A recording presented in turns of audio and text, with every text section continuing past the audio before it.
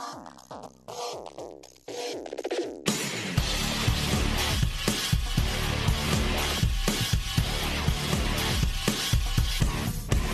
is a hero? A mythological figure, often of divine descent, endowed with great strength or ability? An illustrious warrior? No. It's a person admired for achievements and noble qualities, one who shows great courage. Welcome to the What's a Hero podcast, where we dive deep into what a hero is and what makes them that hero. I'm your host, Ken Fraunfelter, and I'm going to be introducing you to some of the world's most likely and unlikely heroes. You may have never heard of them before, and they most likely have never met you.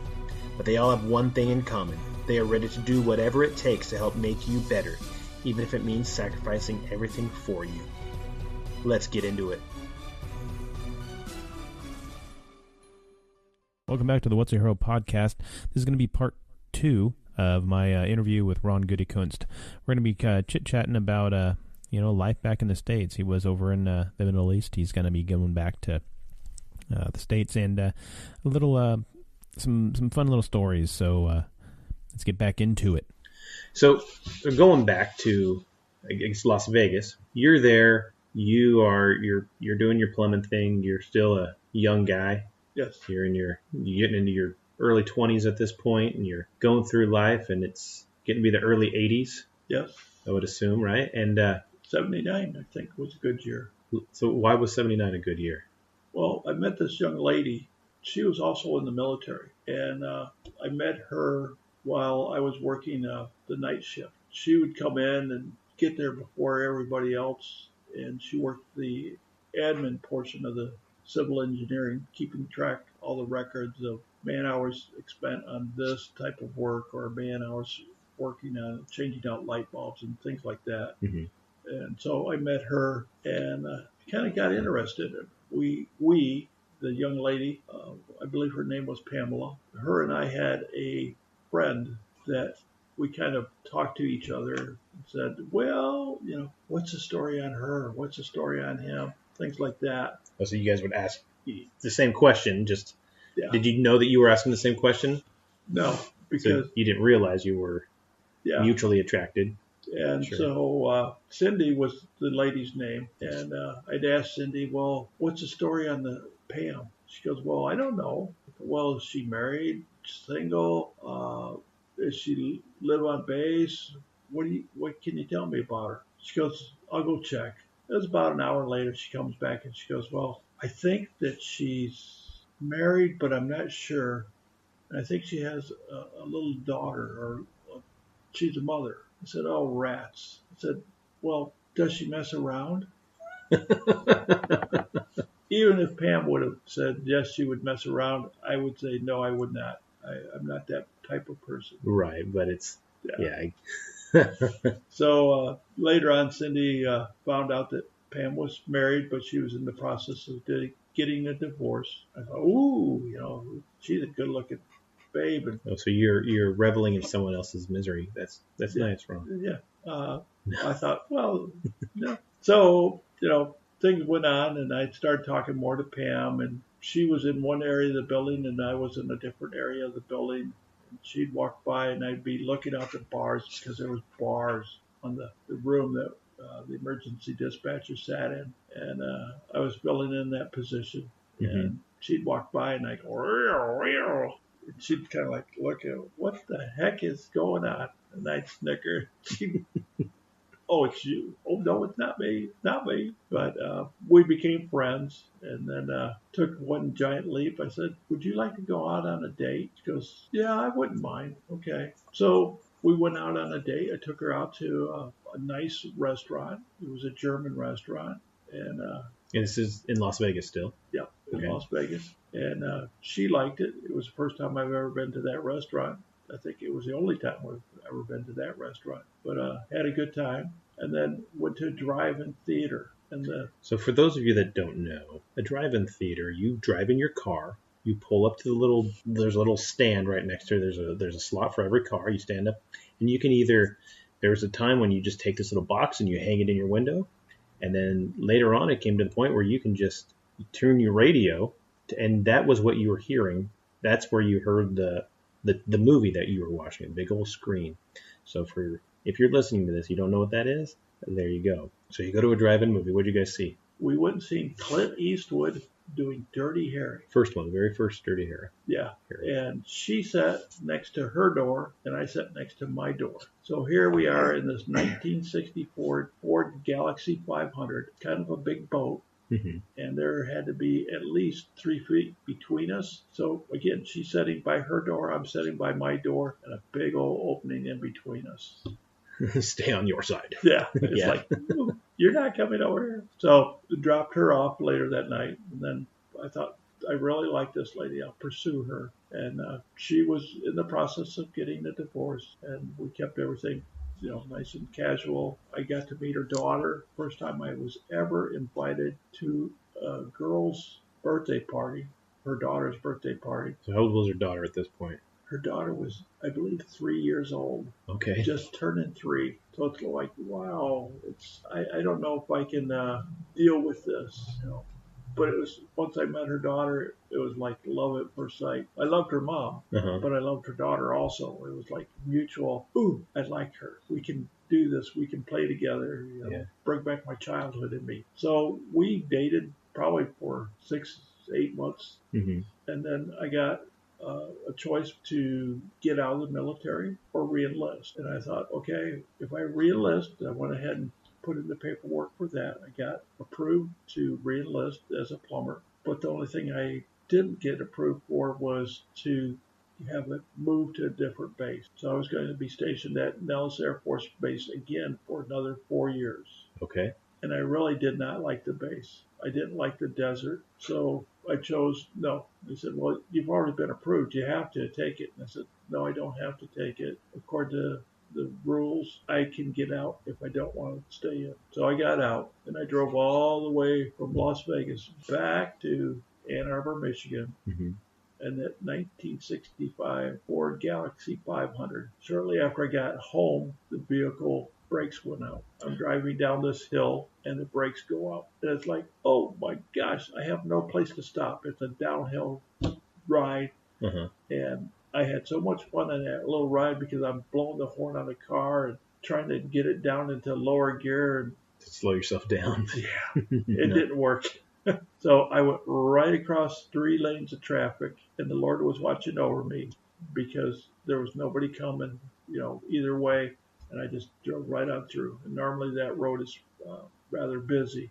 Oh. And so I drove up the other side of the hill, and it slowed down, and I was able to get the car in park. And then I got it towed home, but there was no brake lights in the whole vehicle. All of them had rusted through because Michigan vehicles rust. Because of all the salt they put on the roads for the snow and whatnot, right? Yeah.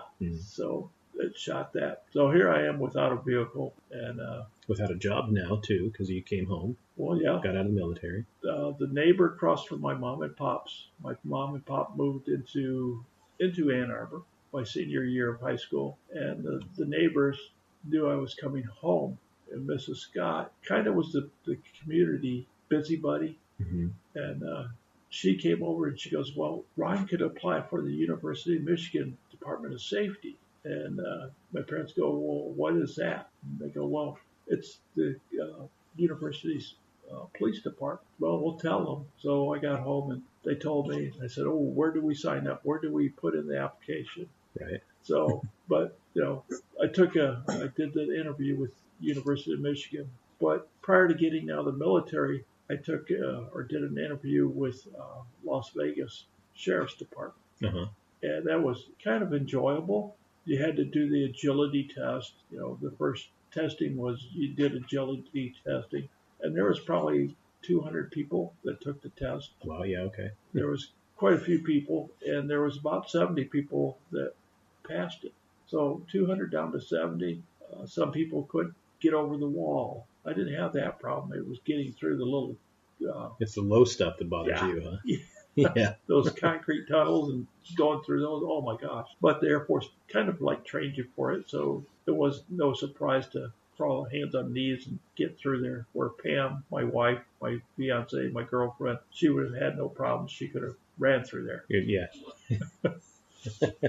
But she then after that, they had the written test. Mm-hmm. And I thought, well, I don't know if I passed this test, only to find out I was in the top 10 people that passed the test. I'm thinking, wow, I must be pretty smart or something. But, that was a written test. It was a right or wrong. Which of these 4 answers is correct? Is it A, B, or C, or D, or all the above, or whatever? So, maybe I guessed correctly. I'm not sure. But I thought it was a good test. So then after that, you got to meet an oral board, and there was 3 police officers or sheriff's deputies that interviewed you, and they asked you the questions. And I think the last question was, why did I join the Air Force? And one of the question was routed, well, it says that you are in the Air Force.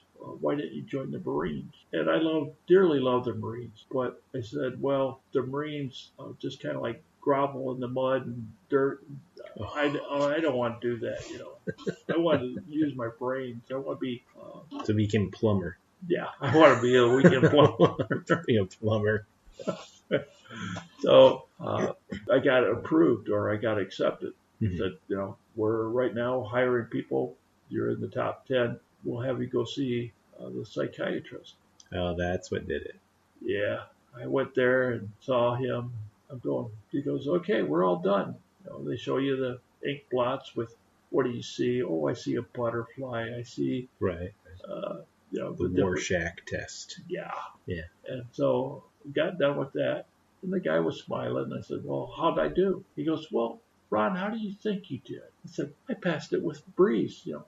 I did an awesome job. I think I should be the number 1. He goes, boy, you're a little cocky, aren't you? Well, yeah, I was. So they said, we'll get a hold of you and let you know what's going on. And I didn't hear it, so that's why I chose to go back to Michigan. Figured I had family support there. I didn't have any ways of making money in Las Vegas. Mm-hmm. But I could stay with mom and pop, until I found a job. So I did go back to Michigan, and that's when I found the job with the University of Michigan's safety department. Mm-hmm. I was on, there was 3 shifts, and they were at least 9 to 10 hours shift. You overlapped. Mm-hmm. And so that was kind of good. And there was 7 of us on our shift, and not all 7 were there at the same time. Like, you would be off and I would work, and then you'd come in and I'd be off, Right. So that worked for about a year and a half.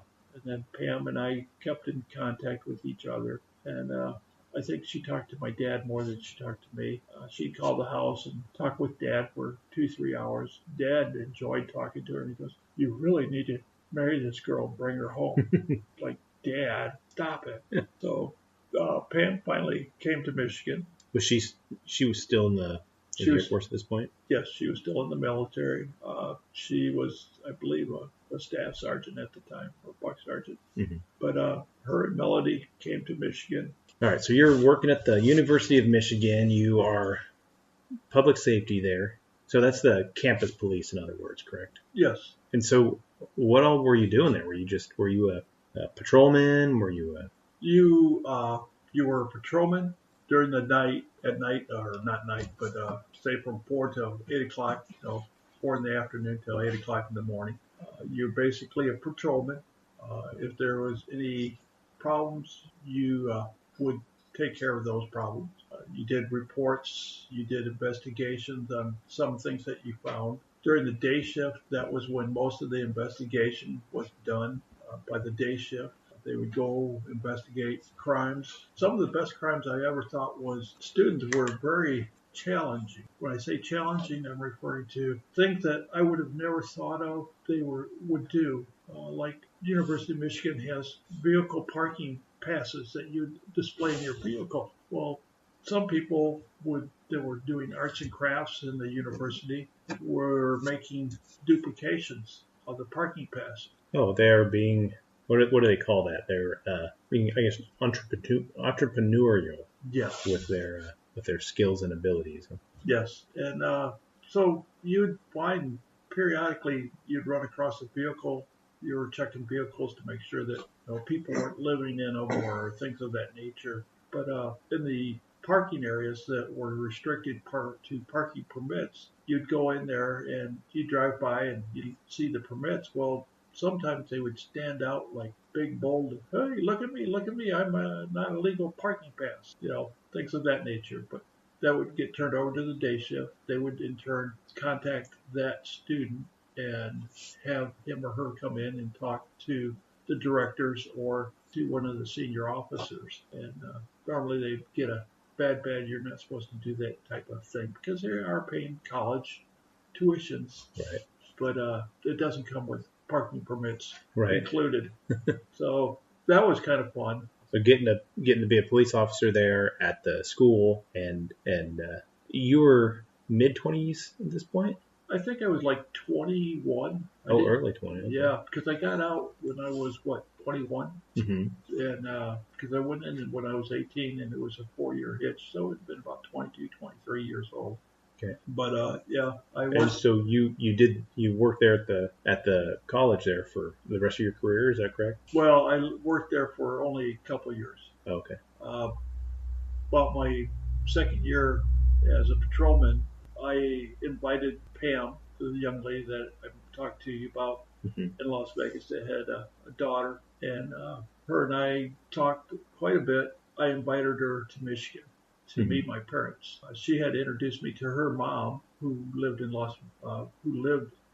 Phoenix when I was stationed at Nellis. Met her mom. So Pam came to Michigan. Probably about the third or fourth day that she was there, I proposed to her, and it was all hugs. Oh, yay!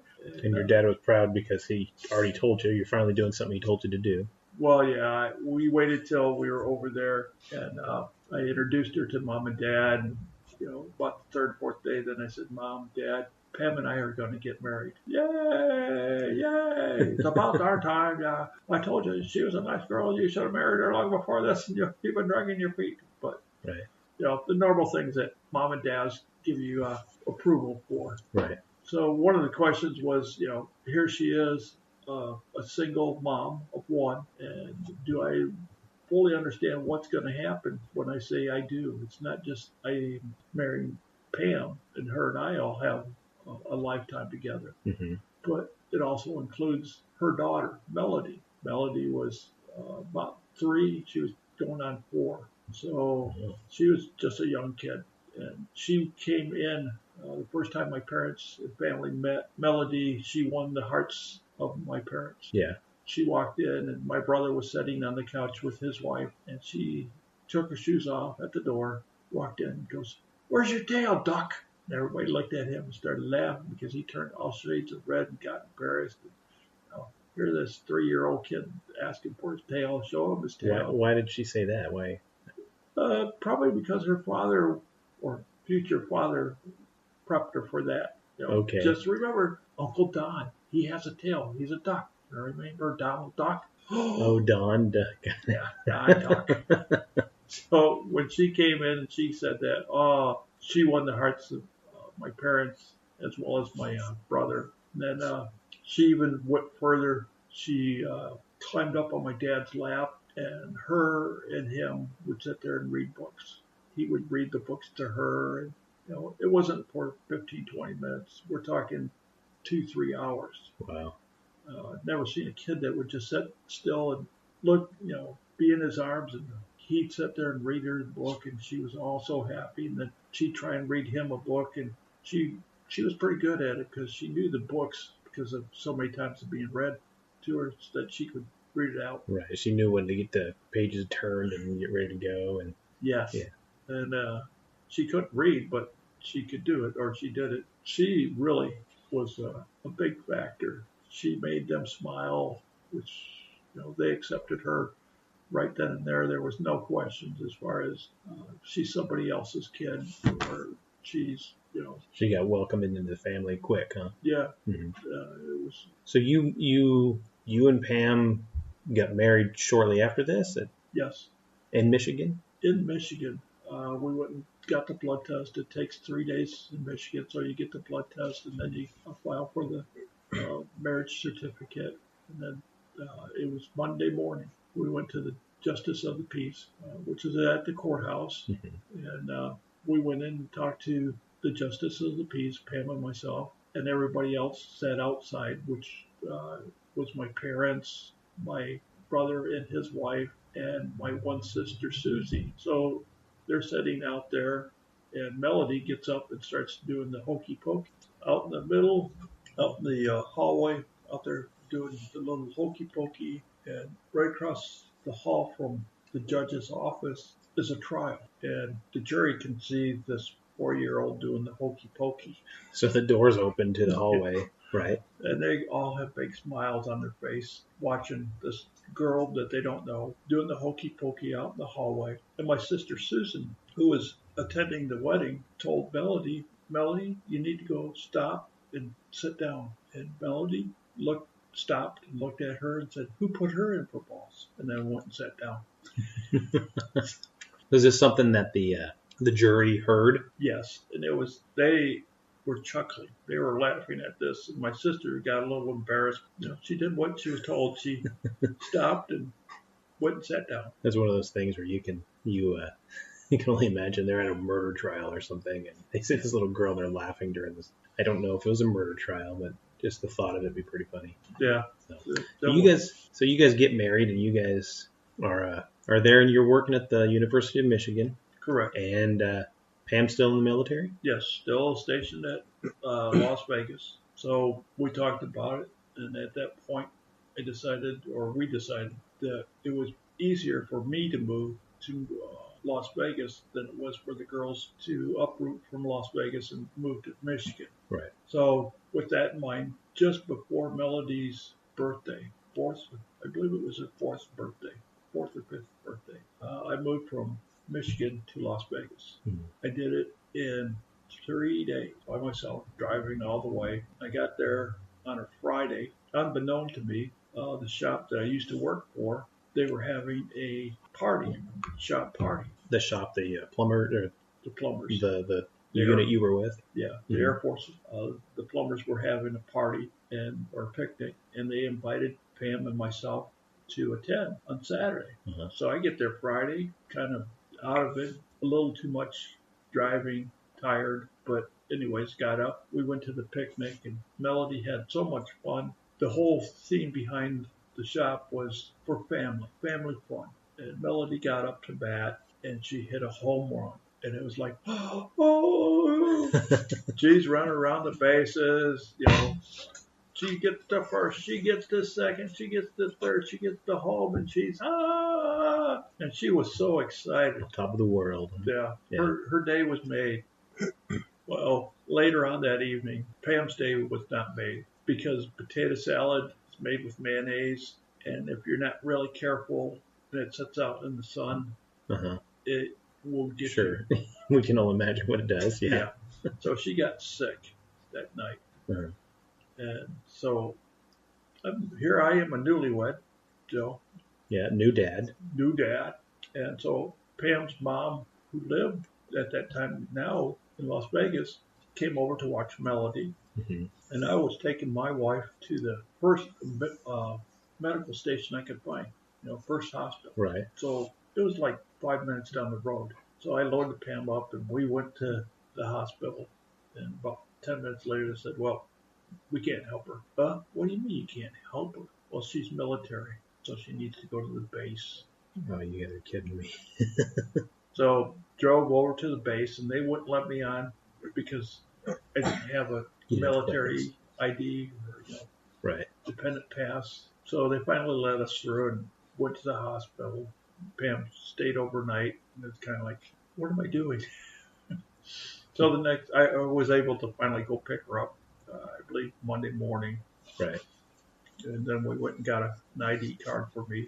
At the same time, I had put in an offer Walt Casey water conditioners, being a water softener installer, because they were paying and they needed help. So I worked for them for about 4 or 5 months, and it wasn't a bad job. It was similar to what the plumbing job was that I had in the Air Force, running water lines, putting in water softeners, things of that nature. And one of the jobs I had, I spent probably about 6 hours at this house. Mm-hmm. And there was a couple Cadillacs that were out in the driveway. One said BB1, next one said BB2, whatever. They didn't make a It didn't hit on your radar, did it? yeah. No. They didn't. So I got all done with the work, and then I came up to the customer and I said, "Sir, I need your autograph." That's what I called it, autograph. It should have been signature. Right, a work order or whatever. Yeah. Right. And the guy goes, "Well, would you like an autograph from me?" I said, "No, just your signature is fine." He goes, "Well, I can get you a picture with my autograph." No, thanks, but I appreciate it, sir. Well, that night I went home and I was talking with Pam, and I said, "Yeah, this gentleman wanted to give me an autograph, and I don't know who he is." She goes, "Well, what was his name?" I said, "I don't know. I didn't really pay attention." She goes, "Well, what did you notice?" I said, "Well, he had a Cadillac, two Cadillacs out in the driveway. One said BB King 1, the other said BB King 2. She goes, "You don't know who BB King is?" "No. He played a guitar, Lucy." "Okay." Still didn't ring my bell. So It was B.B. King, it was BB King. the guitar player, the blues player. Yeah. And you had no idea who he was. No idea. And so it was like, "You need to go back and get his autograph." I said, "How can I go back?" Yeah, do a follow-up. I got to check on the water softener. I said, "I'm not going to do that." Well, I had a couple other places that I also put in for security work. Right. One of them was with Red Fox, The comedian Red Fox? the comedian Red Fox. Okay. I wasn't selected. I'm not sure why, but I didn't get selected to be his bodyguard. Uh-huh. Later, I found out that I really didn't want to be his bodyguard at that time because there had been a lot of death threats against him. Nice. Yes, so that's, I guess, why he wanted another bodyguard. I guess I wasn't big enough or whatever for him. So, Wayne Newton. Wayne Newton, huh? He was another one that I had an job interview with. I didn't get that job either. So I had also contacted the Las Vegas Sheriff's Department and put back in paperwork to see if I could become a patrol officer. Right. And they said, "Well, we just need you to take a couple tests and, see a psychiatrist, and if everything goes good, we'll hire you." So I went through all that, and everything was good. I became a Las Vegas Sheriff's Department deputy. And so I had all my stuff at home and guns, clothing, Right, all the uniform and everything. Yeah, Right. and I still worked as a plumber. I was kind of like an on-call sheriff's deputy. So you weren't a reserve, you were on the payroll, but it was more of an on-call status? Yeah. Okay. So I thought, well, this isn't too bad, So I got involved with that, and it was probably, November when this exciting thing happened. Middle of the night, we heard somebody jump over the fence in our backyard, right next to the bedroom window. Our backyard is all fenced in, and we have a dog out back. His name was Skippy. And Skippy was kind of a very interesting dog. He would let you get in the backyard, let you get in kind of like the middle of the yard, and then you became his toy. And all of a sudden, you hear that. It's like, what the heck is going on? So I jumped out of bed, grabbed my weapon, and went out the front door, and I told Pam, "You shut the door behind me. Don't answer or open up that door for anybody other than me." Right. So she's watching me go around, and here's the car right next, or we have a carport, so I have to go by the car. Right. And I look in the car, and I don't see anybody, so I proceed on. Just about the time I get to the front of the car, Fred, the cat, gets out of the car, and he goes, "Meow!" It's like, what? I didn't see him there. Shot you through the roof, I'm guessing, huh? I almost shot the cat. Yeah. And Pam's laughing at me like, oh, boy. Yeah. So we got out there, or I got in the backyard, looked around, and Skippy's tail's wagging like, "Oh, Dad, I did good, I did good." So Skippy was a good dog for us. Mel enjoyed him. Right. We went on vacation one time, and we had a gentleman watch him. Don was his name. And we had warned him, don't turn your back on the dog. Right. Let him, give him food and water. We'll make sure that he has plenty of water. All you got to do is just kind of watch him, give him food. Well, probably about the third or fourth day in, Don went into the backyard, and the food dish was not where it was supposed to be. It was over by the pool. We had a little kiddie pool that you could wade in. Mm-hmm.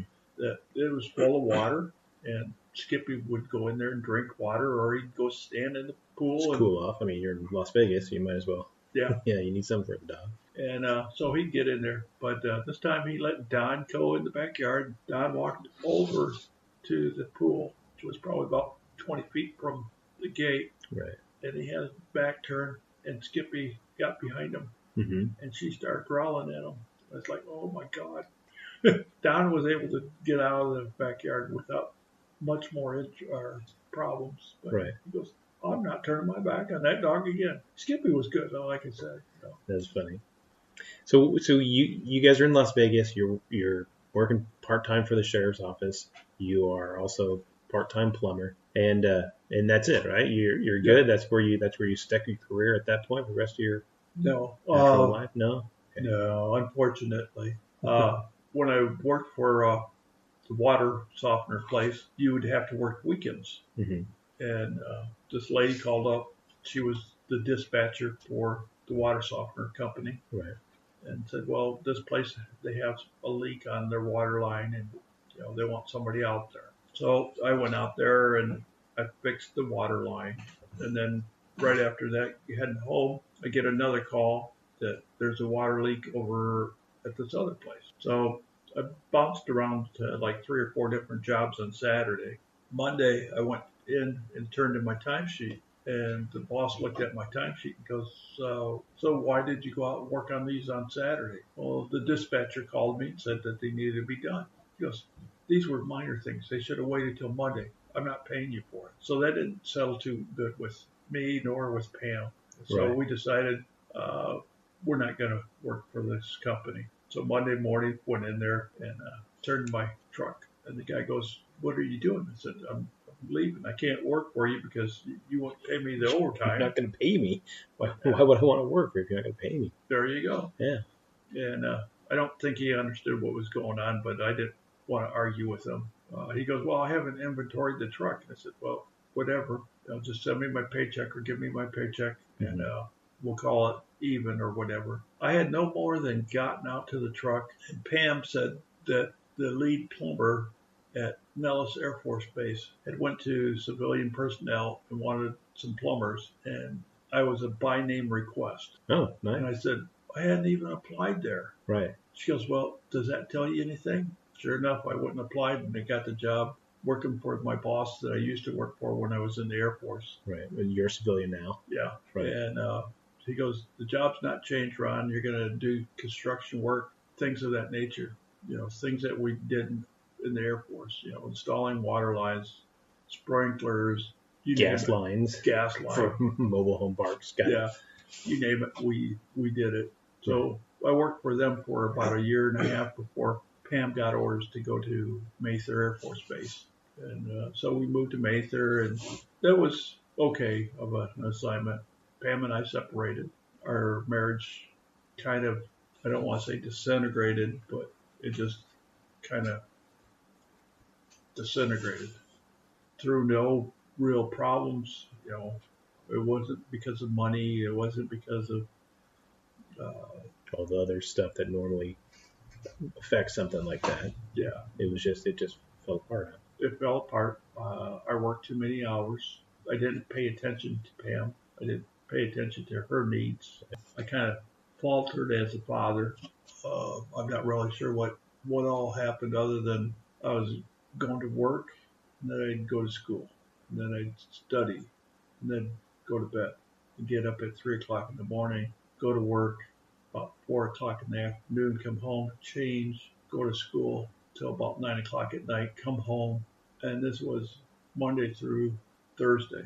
Right. So what attention did Pam and Melody get? Very little. It was my fault, or I assume responsibility for that. But it was about 6 months after that we got married. So hang on a second. So you said that you guys split up. Mm-hmm. Got divorced. So you got divorced, and 6 months later you get married. Yes. And you said we got married. So Pam again? Pam again. So obviously there's stuff that occurred during the 6-month period that caused you to realize either the error of your ways, or she came running back to your arms because you were the most strapping young man in the whole wide world? Or No, I don't think that was part of no, that's not that. I think we did a lot of communication. We kind of grew up in that 6-month period. Mhm. I went back into the military, went back as active military, got stationed at Wart Smith Air Force Base in Where's Michigan. that? Michigan. Yeah. Mhm. It's in the Lower Peninsula. Was stationed there, and again, Pam and I kept in contact. Well, because you guys were married now, so Well, we weren't married then. Oh, so during that 6-month Yeah, period, you had gone back into the Air Force, correct. and so you guys get, you go back in, you get stationed at Ward Smith in Michigan. She's still at Mather, Correct. and where's Mather? Mather is in California, Sacramento. Okay, so she's over there. You guys are 2,000 miles apart, Correct. but still communicating. Yes. What transpired was shortly after I got there, my father went into the hospital. Mhm. He passed away probably 3 months after I got there, or got stationed at Wart Smith. Mhm. He died of an aneurysm, and so I called to let her know that Dad had passed, because her and Dad had kept in contact, Right. talked a lot. Hmm. So when I talked to her, that started the whole process of us talking, seeing what was going on, where we went wrong, what can we do to correct this? Do we still want to be involved with one? Right. It wasn't like she called one night, the next night we're on the phone getting married. It took a while. It was about 4 months before everything got settled. Because I remember flying out to Mather, and Pam and I got on a Greyhound bus, went to Reno. Right. We're going to get married, and it was it was Thanksgiving Day that I got there. We got on the bus Saturday, right after Thanksgiving, and went to Reno, and the bus driver did not know how to put chains on the bus. So the bus is kind of like sliding sideways as we're trying to go up these hills. It's like the guy goes, "Well, I've never put chains on before." And I'm thinking, you got to be kidding me. So lo and behold, I went and helped the guy get chains on the bus. The bus got on its way. And you think he'd give me a free ticket, or Give you some kind of concession for helping out. Yeah. Not so much, huh? Nah, there was nothing. Matter of fact, when I got on the bus, Pam was sitting in one seat, and she had moved to a different seat. Well, some other jerk sat down next to her. So it's like, ooh. Hey, can I sit next to my fiance, please? Thank you. So we did get married by the Justice of the Peace. I forget the little, what do you call it, hacienda. Oh, yeah. The little place that they hold the weddings. We didn't have, what was his name? Singer. Not Wayne Noon. Not B.B. King. Not B.B. King. Who was Graceland? Oh, Elvis? Elvis, there you go. Right. A lot of those places had Elvis Oh, imitators. You get married by Elvis at the, the chapels there. Yeah, we didn't go to their chapel. We went to a different chapel.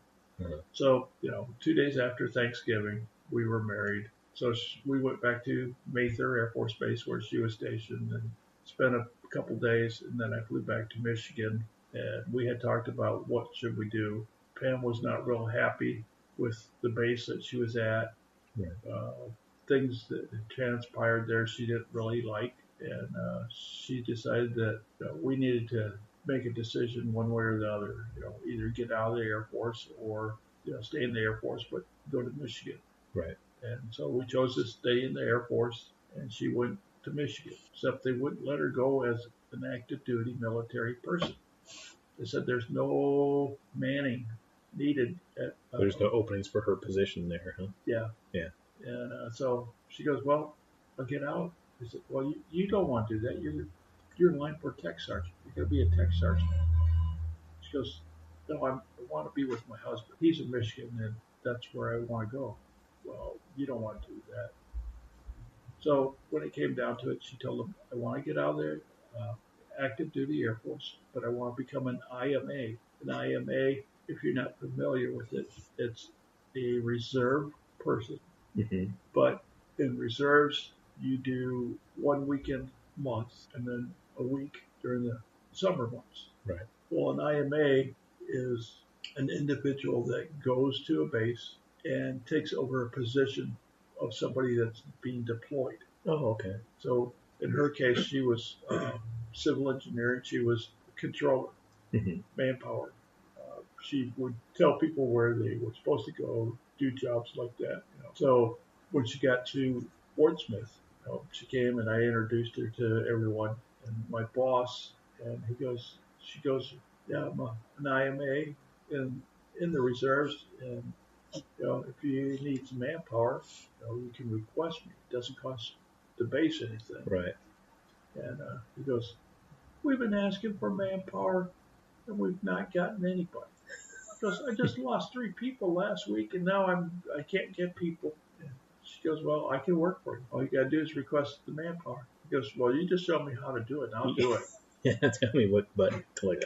Exactly. And she showed him which buttons to click, and bingo, she was working. It got to the point where some old dude by the name of me started, not a vicious rumor, but one of the ladies that worked in the control room, her name was Goldie. Mm-hmm.